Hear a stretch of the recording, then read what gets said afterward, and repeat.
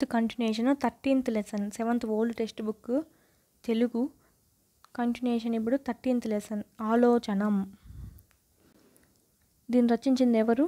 దాశరథి కృష్ణమాచార్యులు రచయిత. ఈ లెసన్ యొక్క ప్రక్రియ ఏంటంటే గేయం. ఇతివృత్తం ఏంటంటే సామాజిక చైతన్యం. బొమ్మలు చూసి మొదటి చిత్రంలో పిల్లల్ని చూస్తే ఏమనిపిస్తుంది, రెండో చిత్రంలో ఏం జరుగుతుంది అని పిల్లలకు ప్రశ్నలు ఇచ్చారు. సంసిద్ధత చిత్రం. దీని నేపథ్యం ఏంటంటే ఈ పాఠ్యం యొక్క నేపథ్యం ప్రశ్నల రూపంలో కొనసాగుతూ అసంఖ్యాకమైన ఆలోచనలను రేకెత్తించే గేయము ఇది. ఈ లెసన్లో ఇచ్చే గేయము ప్రశ్నల రూపంలో కొనసాగుతూ అసంఖ్యాకమైన ఆలోచనలు. 28 పంక్తుల్లో సమస్త మానవ ప్రపంచాన్ని 28 పంక్తులు అంటే పోయము 28 లైన్స్ ఉన్నాయంట. సమస్త మానవ ప్రపంచాన్ని విశ్వ విజ్ఞాన శాస్త్ర విషయాల సారాన్ని కవిత్వంలో సంశీకరించాడు. మొదటి చరణం మొదటి పద్యం అనేది సముద్రము ఖగోళ శాస్త్రాల పుట్టుక గురించి తెలుపుతుంది, అంటే సమ్మేళనం. రెండో చరణం ఏం తెలుపుతుందంటే భూమి మనిషి పుట్టుక తీరును వివరిస్తుంది. ఇందులో విశ్వం ఎట్లా ఆవిర్భవించింది, మానవ పరిణామ క్రమము ఎలా అని చెప్పి దీంట్లో ఉన్నాయి సెకండ్ చరణంలో. మిగిలిన చరణాలు కవి లోకానుభవనాల నుంచి చారిత్రక వాస్తవాలు, కవి కళలు, అందమైన ఊహలు, మరో కొత్త ప్రపంచం ఆశలు, ఆశయాలు, ఆవేదనలు, ఆగ్రహాలతో ఉద్వేగంగా నడుస్తుంది. మిగిలిన నాటి అన్ని కవి లోకంలో ఎదుర్కొన్న అనుభవాలన్నీ వాటి గురించి చెప్పాడు. కవి సున్నితమైన భావాలు మనకు ఆనందాన్ని ఆగ్రహాన్ని కలిగిస్తాయి. కవి అన్ని ప్రశ్నలే వేశారు. ఈ మానవాళికి సంధించిన ఆత్మ విమర్శనాత్మక అస్త్రాలు. అంటే అన్ని ప్రశ్నలే వేశారు అంటే మీరు ఆలోచించండి అని. అంటే ఆత్మ విమర్శనాత్మక అంటే మనల్ని మనం విమర్శించుకునేలా ఉంటాయంట ప్రశ్నలు. ప్రపంచాన్ని చుట్టుముట్టిన ఈ ప్రశ్నలకు సమాధానం, సమస్యలకు పరిష్కారం మనలోనే, మన దగ్గరే ఉంది. కవి వేసే ప్రశ్న మనకు గుచ్చుకుంటుంది. ఇలాంటి ప్రశ్నలు చోటు లేని నవయుగం కోసం కవి చేసిన అక్షరయాగమే ఈ గేయము. ఇలాంటి ప్రశ్నలకు చోటు లేని నవయుగం కోసం కవి చేసిన అక్షరయాగమే ఈ గేయము. ఈ ప్రస్తుత పాఠ్యభాగం నుంచి తీసుకున్నారంటే అగ్నిధార అనే కవితా సంపుటిలో నుంచి తీసుకున్నారు. ఈ ఆలోచన అనే లెసన్ రచించింది ఎవరు? దాశరథి కృష్ణమాచార్యులు. దీని నుంచి క్వశ్చన్ నేపథ్యం చూడండి ఎంత ఉందో. దీని నుంచి క్వశ్చన్ ఏ విధంగా వేయచ్చు అంటే మానవాళికి సంబంధించిన ఆత్మ విమర్శనాత్మక, ఇక్కడ ఉంది చూడండి, ఆత్మ విమర్శనాత్మక అస్త్రాలతో రాయబడిన గేయము ఏది అని ఇస్తారు. ఆలోచనం. చాలా important, very very very important. Next లెసన్లోకి వెళ్ళిపోదాం. ఆ చల్లని సముద్ర గర్భం అంటే ఆ చల్లని సముద్రం లోపల దాచిన బడబానలమెంతో, బడబానలం అంటే సముద్రంలోని అగ్ని. ఆ చల్లని సముద్రం లోపల దాచిన బడబానాల ఎంతో అంటే సముద్రం లోపల ఎంత అగ్గి దాచి ఉందో. ఆ నల్లని ఆకాశంలో కానరాని భాస్కరులెందరో. భాస్కరులు అంటే సూర్యుడు. నల్లని ఆకాశం అంటే నల్లని మబ్బులు ఉంటాయి కదా, దాని వెనకాల ఎన్ని సూర్యులు దాగి ఉన్నారో అని ఏం చెప్పారు కవి నేపథ్యంలో. ఫస్ట్ పోయం అనేది సముద్రము ఖగోళ శాస్త్రం గురించి తెలుపుతుంది అని చెప్పాడు. సముద్రం గురించి తెలిపింది, ఆకాశం అంటే ఖగోళ శాస్త్రం గురించి తెలిపింది. నెక్స్ట్ సెకండ్ పోయము భూగోళం పుట్టుక కోసం కూలిన సురగోళాలెన్నో. భూగోళం పుట్టుక కోసం, భూమి పుట్టడం కోసం కూలిన సురగోళాలెన్నో అంటే అది యూనివర్స్లో ఉన్న సూర్యగోళాలు ఎన్నో రకాలుగా కూలిపోయి మళ్ళీ భూగోళంగా వచ్చింది అని. ఈ మానవ రూపం కోసం జరిగిన పరిణామాలెన్నో. మానవ రూపం కోసం జరిగిన పరిణామాలెన్నో. పరిణామం అంటే మార్పులు ఎన్నో. ముందు ఆది మానవులుగా ఉన్నాం కదా మానవులు, ఆది మానవుల నుంచి మానవ రూపం రావడానికి ఎన్ని మార్పులు జరిగాయో అన్ని ప్రశ్నల రూపంలోనే వేస్తున్నాడు, అన్ని క్వశ్చన్ మార్క్. ఈ సెకండ్ పోయం దేన్ని తెలుపుతుందని చెప్పాడు? భూగోళము లేదా విశ్వ ఆవిర్భావం గురించి, మానవ ఆవిర్భావం గురించి తెలుపుతుందన్నారు. అలాగే ఉంచుండే భూగోళం పుట్టుక కోసము, మానవ రూపం కోసము అని ఈ రెండు. ఒక రాజును గెలిపించుటలో ఒరిగిన నరకంఠాలెన్నో. ఒక రాజును గెలిపించడానికి అంటే ఒక రాజు గెలవడానికి ఒరిగిన అంటే నరికిన నరకంటకాలెన్నో, మనిషి కంఠాలు ఎన్నో. శ్రమజీవుల పచ్చినెత్తురలు తాగని ధనవంతులెందరో.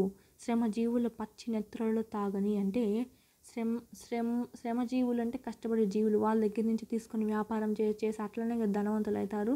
అలాగా వాళ్ళ పచ్చి నెత్తురు తాగి ఎంతమంది ధనవంతులు అయ్యారో.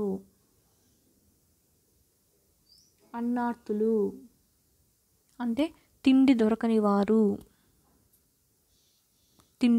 వారు అన్నార్తులు. అనాథలుండని, అనాథలు అంటే తల్లిదండ్రి లేకుండా ఉన్నవాళ్ళు. ఆ నవయుగం అదెంత దూరమో అంటే అప్పట్లో తిండి లేకుండా ఉండేవాళ్ళు కాదు. అనాథలు అంటే తోడు లేకుండా ఉండేవాళ్ళు కాదు. అలాంటి కొత్త యుగము ఎంత దూరంగా ఉందో మనకి అంటే ముందు అలా ఉండిందని. అంటే అనాథులు లేకుండా అంటే కరువు కాటకాలు లేకుండా లేని సుభిక్షమైన జీవితము మనకి ఎప్పుడు వస్తుందో అని అంటున్నారు.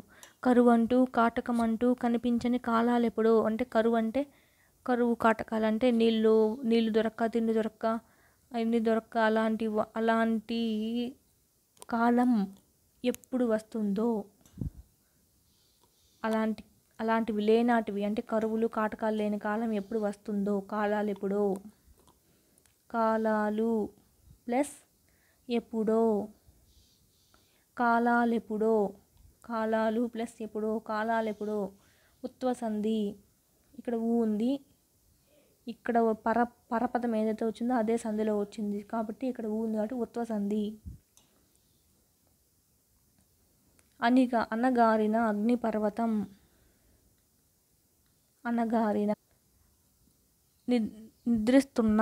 నిద్రిస్తున్నా అని రాదు కానీ అనగారిన అంటే శాంతంగా ఉన్న, సైలెంట్గా ఉన్న అగ్నిపర్వతం కనిపించిన లావా ఎంతో. అగ్నిపర్వతంలో కనపడని లావా ఎంతుందో. సామాజిక చైతన్యం, ఆకలితో చచ్చే పేదల శోకంలో కోపం ఎంతో. ఆకలితో చచ్చిపోతున్నారు కదా, ఆకలి తీరక, వాళ్ళ ఏడుపులో ఎంత కోపం ఉందో. పసిపాపల నిద్దుర కన్నుల్లో ముసిరిన భవితత్వం ఎంతో. భవితత్వం అంటే భవిష్యత్తు.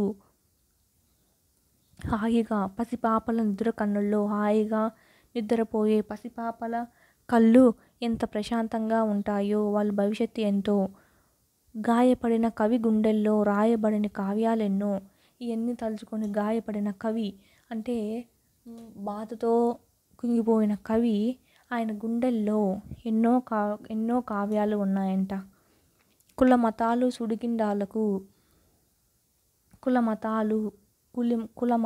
సుడిగిండాలకు బలి అయిన పవిత్రులెన్నో.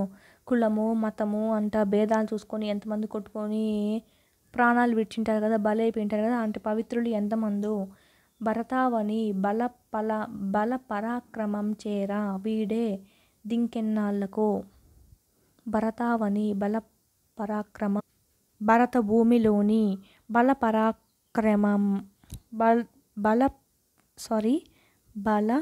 పరాక్రమం అంటే వీరుల శక్తి సామర్థ్యాలు, పరాక్రమాలు అంటే శక్తి సామర్థ్యాలు. చేరవీడే దింకెన్నాళ్ళో అంటే లోకానికి తెలిసేది ఇంకెన్నాళ్ళకో. ఆయన చెప్పినట్టు చూడండి, ఫస్ట్ పోయం ఫస్ట్ సెకండ్ మాత్రము. కవి ఆలోచనం పాఠ్యంలో మొదటి పద్యం ఏమి తెలుపుతుంది? గేయం, ఇది పద్యం కాదు. మొదటి గేయం దేని గురించి తెలుపుతుంది అంటే సముద్రం గురించి, ఖగోళ శాస్త్రం అంటే ఖగోళ పైన ఉంది కదా మనకి, దాని గురించి తెలుపుతుంది. సెకండ్ గేయం ఏం తెలుపుతుందంటే భూగోళం, మన విశ్వం ఎలా పుట్టింది, మానవ జన్మ ఎలా మార్పులు చెందింది దాని గురించి తెలుపుతుంది. నెక్స్ట్ కింద ఇవన్నీ ఏం తెలుపుతాయంటే కవి చూసి అనుభవాలు చెందింటాడు కదా, అవన్నీ లోకానుభవాలన్నీ మిగతా పద్యాల్లో రాశాడు. కవి ఎవరంటే దాశరథి కృష్ణమాచార్యులు. దాశరథి అనేది ఈయన కలం పేరు. ఈయన వరంగల్ జిల్లాలో చిన్నగూడూరులో జన్మించాడు. 1925లో జన్మించాడు. 1987లో చనిపోయారు. ఈయన రచనలు అగ్నిధార, పునర్నవం, రుద్రవీణ, అమృతాభిషేకం, మహోన్నతహృదయం, ఆలోచనలు, గాలిబ్ గీతాలు ఈయన రచనలు. ఇవన్నీ రచనలు చాలా ఇంపార్టెంట్. ఈ పోయం చూడండి, అగ్ని గురించి కూడా తెలిపింది కదా. పునర్నవం, రుద్రవీణ, అమృతాభిషేకం, మహోన్నతహృదయం, ఆలోచనలు, గాలిబ్ గీతాలు. ఈయన బిరుదులు కవిసింహ, అభ్యుదయ కవితా చక్రవర్తి ఈయన బిరుదులు. 1967లో ఆంధ్రప్రదేశ్ సాహిత్య అకాడమీ అవార్డు వచ్చింది. దేనికి వచ్చిందంటే కవితా పుష్పకం.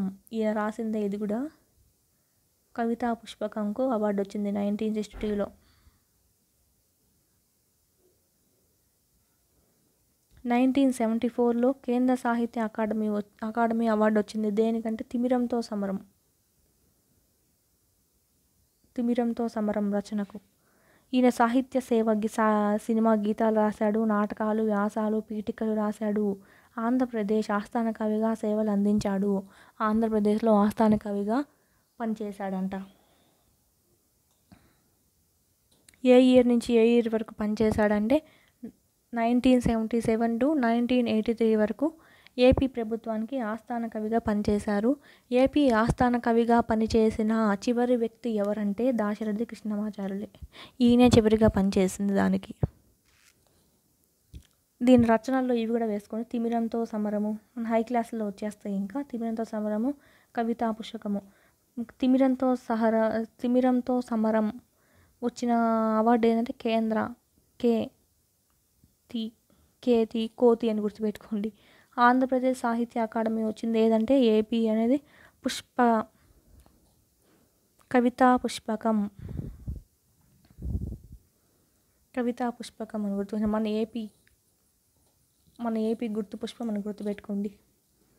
సామాజిక సేవ, హైదరాబాద్ రాష్ట్ర విమోచనోద్యమంలో చురుకుగా పాల్గొన్నారు.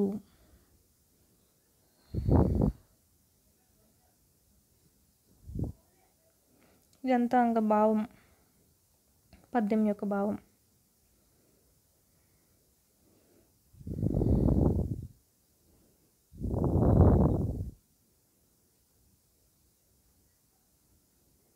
లెసన్లోకి వెళ్ళిపోతే ఇది గ్రామర్ ఎక్సర్సైజ్లోకి వెళ్ళిపోతే ఈయన దాశరథి చివరి ఆస్థాన కవి అన్నాం కదా. ఏపీ చివరి ఆస్థాన కవిగా పనిచేశారు ఈయన దాశరథి. ఏపీ చివరి ఆస్థాన కవిగా పనిచేసింది దాశరథి. అయితే ఏపీకి ఫస్ట్ ఆస్థాన కవిగా పనిచేసింది ఎవరంటే చల్లాపల్లి వెంకట కవి శాస్త్రి. ఇంపార్టెంట్. లాస్ట్ ఈయన పనిచేశాడు దాశరథి. ఫస్ట్ ఎవరంటే చల్లాపల్లి వెంకట కవి శాస్త్రి. ఈయన ఉన్నాడు కదా రుద్రవీణ. ఈ రుద్రవీణని ఎవరికి అంకితం ఇచ్చాడంటే తెలంగాణ ప్రజలకు అంకితం ఇచ్చేశాడు. మా నిజాం రాజు జన్మల బూజు అని రాసింది కదా ఈయనే. నిజాం రాజు అంటే నిజాం అంటే అప్పుడు హైదరాబాద్, దాని మీద ఎక్కువ రాశాడు. అందుకే రుద్రవీణని తెలంగాణకి అంకితం ఇచ్చేశారు. మా నిజాం రాజు జన్మల బూజు అని రాసింది కదా దాశరథి. ఈ అగ్నిధార అని ఉంది కదా, ఇది ఎవరికి ఇచ్చేశాడంటే వట్టికోట అల్వారు స్వామికి ఇచ్చేశారు. అల్వారు స్వామి. అలాగే ఈయన ప్రత్యేకత ఇంకోటి ఏంటంటే చాలా ఇంపార్టెంట్. తెలుగులో గజల్ ప్రక్రియకు ఆద్యుడు ఎవరంటే దాశరథి. ఇది కూడా ఇంపార్టెంట్. హై క్లాసుల్లో వస్తాయి మనకి.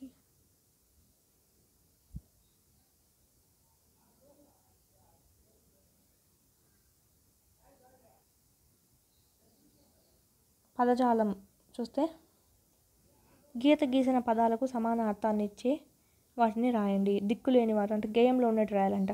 దిక్కులేనివారు అంటే అనాథులు. ఆకలితో అలమటించేవారు. దిక్కులేనివారు అంటే ఎవరు లేనివారు, అనాథలు. ఆకలితో అలమటించేవారు అన్నార్థులు. సముద్రంలో పుట్టే అగ్ని బడబానం. సూర్యుడు ప్రపంచానికి వెలుగునిస్తాడు. సూర్యుడు. భాస్కరుడు. అగ్నిపర్వతం నుంచి వచ్చే వేడి ద్రవం లావా. మన పాలపుంతలో ఎన్ని సూర్యగోళాలు ఉన్నాయి. సురగోళం అనే గేయంలో ఉండేది ఏమన్నాడు. ఏడుపు ఆపుకోలేరు. రోదన శోకం. నెక్స్ట్ ప్రకృతి వికృతి. రాజరాజు రాజమహేంద్రవరాన్ని పాలించేవాడు. రాజు రాయల ఆస్థాన కవి నన్నయ్య. రాజు రాయల. ప్రకృతి వికృతి. సముద్రం సంద్రం. అగ్ని అగ్గి. రూపం రూపం. రూపు అని కూడా వస్తుంది. ఆకాశం ఆకాశం. కబ్బం కావ్యం.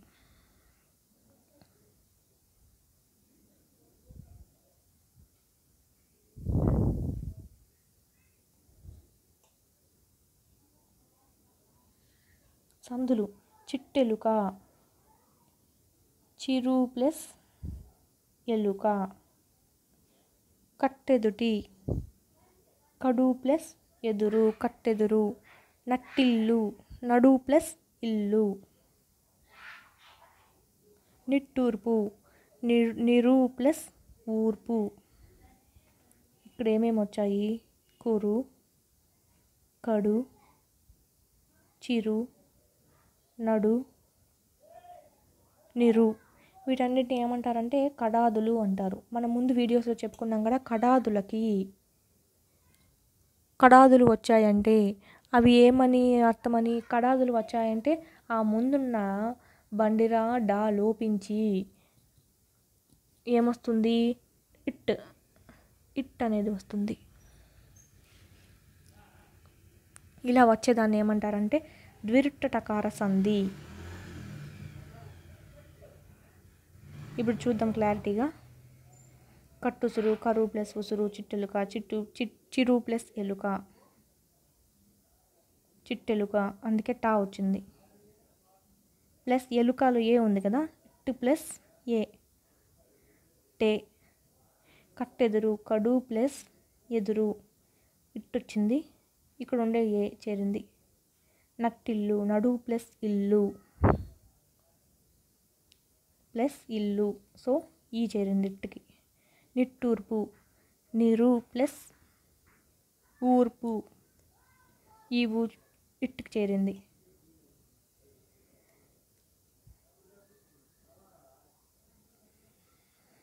ఇదండి.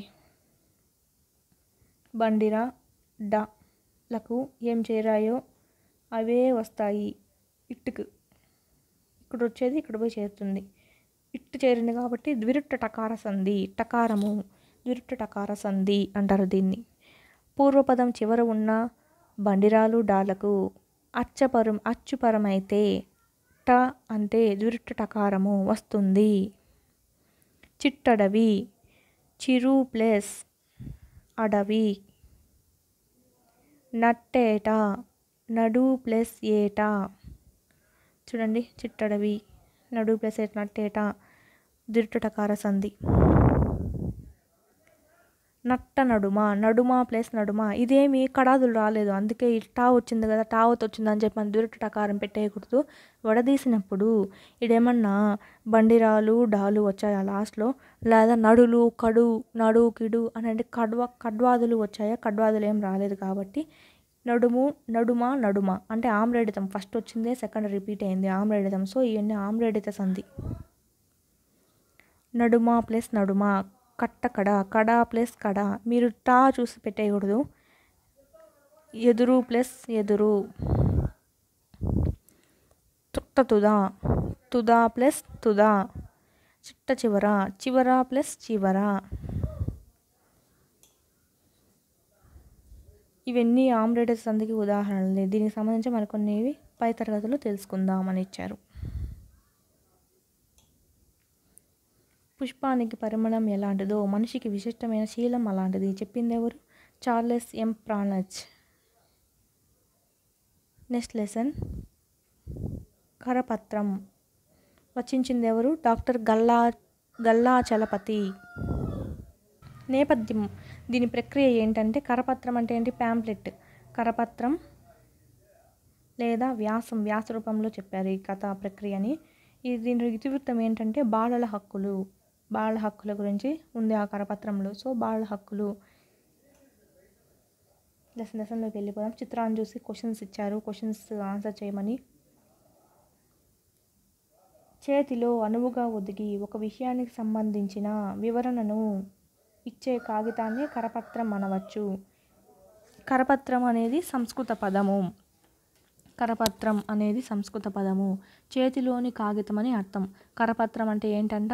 కర అంటే ఏంటి? చేయి. పత్రం అంటే కాగితం. చేతిలోని కాగితం అని అర్థము. దీన్ని ఆంగ్లంలో ఏమంటారు? ప్యాంప్లెట్ అంటారు. 10 మందికి తెలియవలసిన విషయంతో కూడుకున్నదే కరపత్రం. ఒక వ్యక్తి ఒక విషయాన్ని మరొకరికి తెలియజేయడానికి ఒక కాగితం మీద రాసి పంపవచ్చు. ఆ విషయం ఒక వ్యక్తికే సంబంధించినది కాక ఎందరికో సంబంధించింది కావచ్చు. ఒక వ్యక్తికి సంబంధించింది అయితే మనం ఉత్తరం రాస్తామంటే లేఖ. ఇది అట్ట కాదు, ఒక వ్యక్తికి సంబంధించినది కాక ఎందరికో సంబంధించినది. అందుకే కరపత్రం అంటే ప్యాంప్లెట్స్. అందుకే జనాల్లో వేసి పెట్టేస్తాము. అందరికీ ఎవరైనా చదవచ్చు, ఎవరైనా దాంట్లో ఏమన్నా చదవచ్చు. ఒకవేళ ఏమైనా జాయిన్ అయ్యేటివి ఉంటే ఎవరైనా జాయిన్ అవ్వచ్చు అని. సాంఘిక, రాజకీయ, ఆర్థిక, మత స్థితులను ప్రతిబింబించేది కావచ్చు. సమాజానికి సంబంధించింది కావచ్చు, లేదా రాజకీయానికి సంబంధించిందైనా కావచ్చు, ఆర్థికానికి సంబంధించిందైనా కావచ్చు, మత స్థితులకు సంబంధించైనా కావచ్చు. ఆ కరపత్రికలో ఉంటాయి. ఏ దాని గురించి అయినా కరపత్రంలో ఉండొచ్చు అని. అలా రాసి పంపే కాగితాలను లేఖలు అనవచ్చు కదా అనిపిస్తుంది. అటు రాసి పంపినారు కదా లేఖలు అనొచ్చు కదా అంటారు. కాదు, లేఖలకు కరపత్రాలకు ఒక ప్రధానమైన భేదం ఉంది. లేఖలలో రాసే చదివే వ్యక్తుల వ్యక్తిగత విషయాలు ఉంటాయి. చాలా ఇంపార్టెంట్.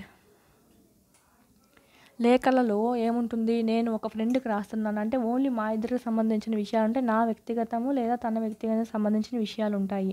నేను ఓన్లీ ఒకరికే రాయాలనుకుంటున్నాను.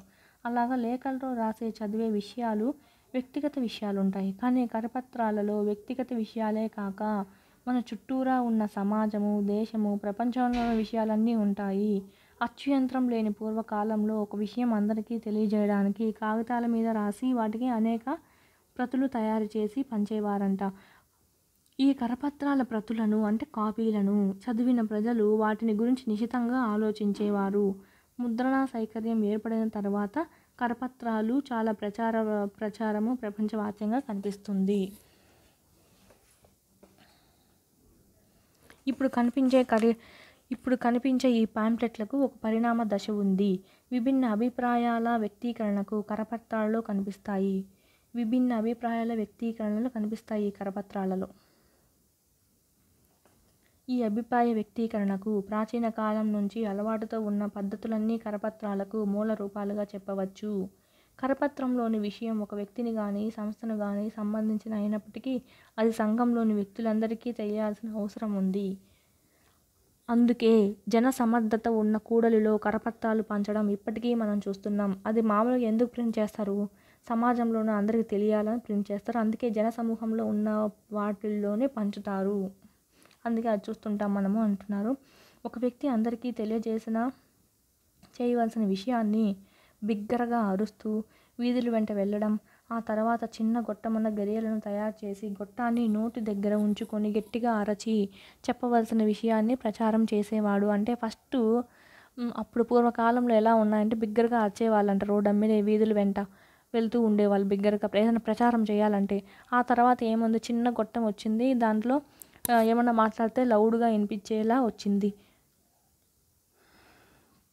నెక్స్ట్ ఈనాడు మనం వాడే లౌడ్ స్పీకర్స్. ఇప్పుడు మనం ఏమన్నా చెప్పాలంటే వాయిస్ ముందే రికార్డ్ చేసి లౌడ్ స్పీకర్ ద్వారా వినిపించేస్తూ ఉంటాము.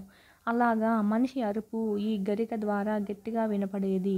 లిపి తెలియని రోజుల్లో ఈ పద్ధతి ఇంకా ఇప్పటికీ అక్కడక్కడ గ్రామీణ ప్రాంతాల్లో కనిపించడం విశేషము. లిపి తెలియని రోజుల్లో అది వాడుతూ ఉన్నాం కాబట్టి అది ఇప్పటికీ కనిపిస్తూనే ఉంది అంటున్నారు. లిపి వాడుకలోకి వచ్చిన తరువాత గుడ్డ ముక్క మీద, చెక్క పలకల మీద ఒక విషయాన్ని దూర ప్రాంతాలకు పంపాలనుకున్నప్పుడు మందపాటి గుడ్డ మీద రాసి దానికి పిడిని అమర్చి ఆ పిడి చుట్టూ రాత ఉన్న గుడ్డను చుట్టి పైన తాడుతో కట్టి పంపేవాళ్ళంట. రాజు కాలంలో ఇది ఎక్కువగా వాడుకలో ఉండేది. రాజుల కాలంలో ఇలాంటి గుడ ఉత్తరాలు ఇప్పటికీ కొన్ని ప్రాచీన మఠాలలో ఉన్నాయని తెలుస్తుంది. చేతులతో అందంగా అమరే ఈ గుడ్డ ఉత్తరాలను కరపత్రాల పరిమాణంలో 2వ దశగా భావించవచ్చు. ఇప్పుడు మనం వాటి దశల గురించి మాట్లాడుకుంటున్నాం. ఫస్ట్ దశ ఏంటి? అరుపు ద్వారా అందరికీ సమాచారం తెలియజేయడము. నెక్స్ట్ గుడ్డ ముక్కలపైన అక్షరాలు రాసి ఉత్తరాలుగా చేయడము. ముద్రణ సౌకర్యం ఏర్పడిన తర్వాత ఇంగ్లాండు, ఫ్రాన్సు, జర్మనీ దేశాల్లో కరపత్రాల ముద్రణ మొదలై ప్రపంచమంతా విస్తరించింది. England, France, Germany. ABCDEFG చూడండి మన హింట్ కోసం. ఆంగ్లేయులకు రాకముందు భారతదేశంలో కరపత్రాలు అనేటివి లేవంట. అయితే ప్రాచీన కాలంలో మన దేశంలో దొరికిన శాసనాలు, అశోకుని శిలాశాసనాలు నేటి కరపత్రాల ప్రయోజనాన్ని సాధించాయని చెప్పవచ్చు. వాళ్ళు అంతే కదా, ఏమైనా ముఖ్యమైనవి ఏం చేస్తారు, శాసనాలుగా రాతి మీద రాయించి అవే శాసనాలు అంటాము. వాటిని వాళ్ళు కట్టించిన దాంట్లో పెట్టేవాళ్ళు. అది ఒక రకమైన కరపత్రాలే అని అంటున్నారు. భారతదేశానికి పాశ్చాత్యులు వచ్చిన తర్వాత ఇక్కడ కరపత్రం పుట్టింది. ఆధునిక కాలంలో ప్రతిరోజు మనం కనీసం ఒక కరపత్రమైనా చూస్తున్నాం. ఇప్పుడైతే రోజుకు ఒక కరపత్రమైనా చూస్తున్నాము. వీటిలో చాలా వరకు వ్యాపార ప్రకటనలే. అసంఖ్యాకంగా కనిపిస్తున్న వ్యాపార ప్రకటనలకు సంబంధించిన కరపత్రాలను నిజమైన కరపత్రాలుగా చెప్పడానికి వీల్లేదు. నిఘంటువులు ఇచ్చిన నిర్వచనాలు బట్టి కరపత్రంలో సమకాలీన విషయాసక్తి, వాస్తవ దృక్పథం, వివాదాస్పద విషయ ప్రతిపాదన, సాంస్కృతిక స్థితి, సాహిత్యపు విలువ, నిర్భయత్వం, చిత్తశుద్ధి మొదలైన లక్షణాలు తప్పనిసరిగా ఉండాలి. కరపత్రంలో ఉండాల్సిన లక్షణాలు ఏవి కింది వాటిల్లో లేదా లక్షణాల్లో లేనిదేది అని ఇచ్చే అవకాశం ఉంది. సమకాలీన విషయాలు, వాస్తవాలు, వివాదాస్పద ప్రతిపాదన, సాంస్కృతిక స్థితి, సాహిత్యపు విలువ, నిర్భయత్వం, చిత్తశుద్ధి ఇలాంటివి తప్పనిసరిగా ఉండాలి అంట. ఒక సమాచారాన్ని లేదా వివాదాస్పద అంశాన్ని అందరికీ తెలియచేయడమే కరపత్రం యొక్క ప్రధాన ఉద్దేశం. కరపత్రం యొక్క ప్రధాన ఉద్దేశం ఏంటి కింది వాటిల్లో అడగచ్చు. ఒక సమాచారాన్ని లేదా వివాదాస్పద అంశాన్ని అందరికీ తెలియచేయడం.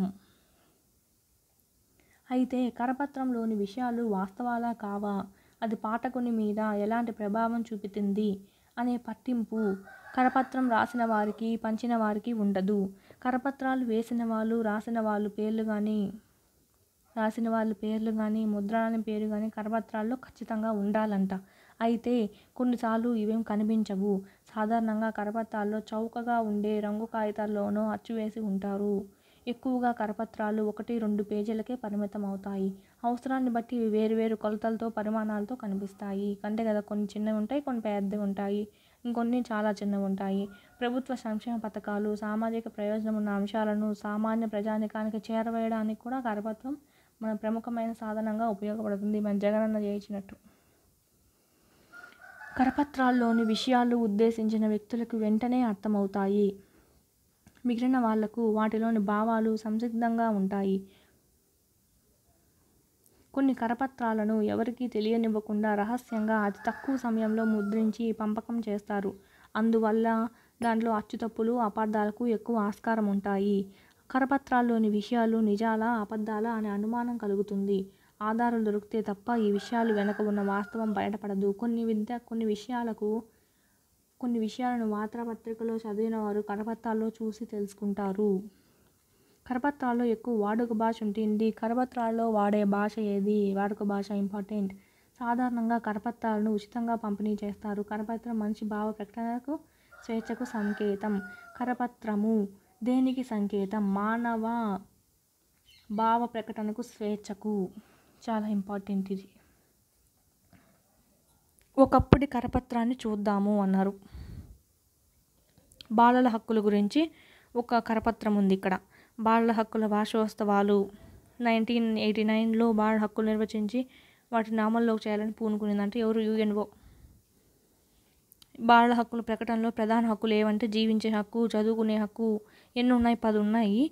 ఆరోగ్యం, పోషణ హక్కు, కూడు గూడు గుడ్డ హక్కు, ఆటపాటలతో కూడిన వినోదము, విశ్రాంతి పొందే హక్కు, కష్టమైన పని చేయకుండా బయటపడే హక్కు, అంటే బాల కార్మికుల అది ఉండకూడదని, కూలీ జీవితం నుంచి బయటపడే హక్కు ఇది, కుల మత వర్గ విచక్షణ లేని బాల్యం అనుభవించే హక్కు, దౌర్జన్యాల నుంచి రక్షణ పొందే హక్కు, ప్రత్యేకించి ఆడపిల్లల దుర్మార్గాల నుంచి రక్షణ పొందే హక్కు, అభివృద్ధి పొందే హక్కు. ఈ 10 హక్కులు బాలల హక్కులు. ఆగస్టు 2009లో భారత ప్రభుత్వం బాలల హక్కును ప్రాథమిక హక్కుగా చట్టం చేసింది. ఈ ఆర్టీఈని ఏప్రిల్ 1, 2010 నుంచి అమల్లోకి వచ్చింది. దీని ప్రకారం ఏంటంటే బడియేడు పిల్లలందరూ ఎలిమెంటరీ విద్యను పొందే హక్కు కలిగి ఉన్నారు అని తెలుపుతుంది. ఈ నవంబర్ 14 ఏంటి చిల్డ్రన్స్ డే. నవంబర్ 14 నుంచి 21వ తేదీ వరకు బాలల హక్కుల వారోత్సవాలు జరుగుతాయి. విద్యా హక్కు చదువును తెలియజేస్తుంది. ఇది 6 నుంచి 14 సంవత్సరాల మధ్య వయసు గల బాలికలందరూ ఉచిత నిర్బంధ విద్యను పొందడము, బాలల హక్కులు రక్షణ కలిగించడము, బడికి వెళ్ళిన పిల్లలను బడిలో చేర్చడము, ఆర్టీఈ ప్రకారము పాఠశాలలో పిల్లల దగ్గర ఫీజులు విరాళాలు వసూలు చేయడం చట్టవిరుద్ధము అని ఇంకా ఇవన్నీ తెలుపుతుంది. ఇది ముద్రించింది ఎవరంట? పాఠశాల విద్యాశాఖ, ఆంధ్రప్రదేశ్. చదివించడం మనందరి బాధ్యత. చదువుకోవడం పిల్లల హక్కు. బాధ్యత వేరు, హక్కు వేరు. హక్కు అంటే వాళ్ళు కలిగి ఉండేది, బాధ్యత అంటే మనం చేయొచ్చు చేయకపోవచ్చు అని వస్తుంది. లెసన్ ఇంకా ఇది ఒక ప్యాసేజ్ ఇచ్చాడు. ప్యాసేజ్లో ఏం పెద్దగా లేదు. శ్రీశైలం రిజర్వాయర్లో చేపలు పట్టేవాడు, ఎంత నార్మల్గానే ఉంది. నార్మల్ ప్యాసేజ్, ఏం బిట్లుగా వచ్చేదంతా ఏం లేదు.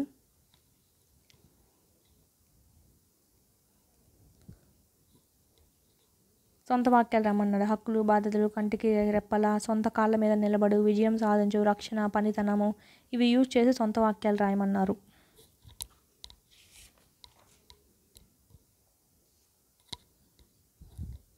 ఇవి ఇంపార్టెంట్. ఎంత బాగుందో అని ఆశ్చర్యంగా అనుకుంది. ఎక్స్క్లమేటరీ మార్క్ చూడండి, ఆశ్చర్యం. నువ్వు చదువు అని విధిస్తున్నారు విద్యార్థక. అల్లరి చేయవద్దు, నిషేధార్థక వాక్యం. పరీక్షలు రాయవచ్చు అంటే అనుమతిస్తున్నారు, అనుమత్యార్థక. తను బొమ్మలు వేయగలడు అంటే బొమ్మలు వేయగలడు, ఒకరు మనిషి సామర్థ్యాన్ని గురించి తెలుపుతుంది, సామర్థ్యార్థక వాక్యము. రవి పని చేస్తాడో చెయ్యడో అని సందేహంగా చెప్తున్నారు కాబట్టి సందేహార్థక వాక్యము. నువ్వు నూరేళ్ళు వర్ధిల్లు అంటే ఆశీర్వాదక వాక్యము, ఆశీర్వదిస్తున్నారు ఎదుటి వాళ్ళని. దయచేసి పని చేయండి, దయచేసి రిక్వెస్ట్గా ప్రార్థనార్థక వాక్యము, రిక్వెస్ట్ చేస్తున్నారు దయచేసి పని చేయండి అని. ఏం ఎప్పుడు వచ్చావు క్వశ్చన్ మార్క్ ఉంది, ప్రశ్నార్థక వాక్యం. వర్షాలు లేక పంటలు పండలేదు. ఈ వాక్యం మనని 2 విషయాలు తెలుపుతుంది. ఒకటి వర్షాలు లేవని, 2 పంటలు పండలేదని. అంటే ఒకటి పంటలు పండలేదు, పంటలు పండకుండా ఉండడానికి కారణం ఏంటి? వర్షాలు లేకపోవడం. అంటే ఒక పని కావడానికి కారణాన్ని లేదా హేతువును సూచించే అర్థం. ఈ పని జరగడానికి ఈ పని జరగలేదు అనే అర్థాన్ని సూచించేదే హేతార్థక వాక్యము. హేతువు అంటే ఏంటంటే మాట, హేతార్థక మాట. ఈ మొదటి విషయం అనేది రెండో విషయానికి కారణమవుతుంది.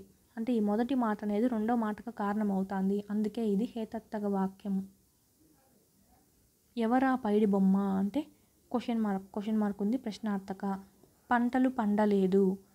హేర్థక అంటే అది అహ్వేర్థక అంటే ఓన్లీ నెగిటివ్లో ఉంది. దయచేసి సెలవు ఇవ్వండి. దయచేసి అంటే ప్రార్థనాత్మక. సుసంపన్నమైన గ్రామీణ భారతాన్ని ఆవిష్కరించడమే మన కర్తవ్యం. చెప్పింది ఎవరు? ఏపీజే అబ్దుల్ కలాం. నెక్స్ట్ జానపద కళలు నెక్స్ట్ వీడియోలో చూసుకుందాము. ఇంతటితో ఈ వీడియో ముగిస్తున్నాము. నెక్స్ట్ పార్ట్లో మిగిలినటివి చెప్పుకుందాం.